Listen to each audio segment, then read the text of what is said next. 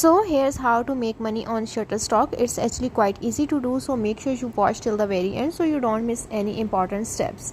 First, you will need to go to your Google Chrome browser, and here you have to search for the Shutterstock contributor. After that, here you have to click on the first link at the top, and once you click on it, now it will take you to this forum.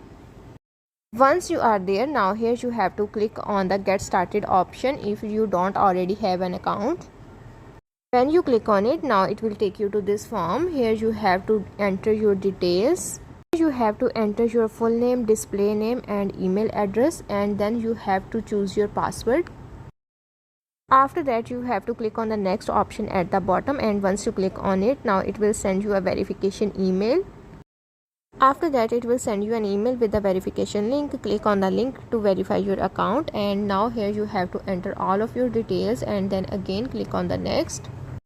Now congratulations, you have successfully signed up for Shutterstock contributor. Here you have to upload your own created images and videos to earn money. Whenever someone buys or downloads your video, you will be get paid. Here you will be get paid for each download. Remember that your videos and images should be in high quality if you want more people to download it.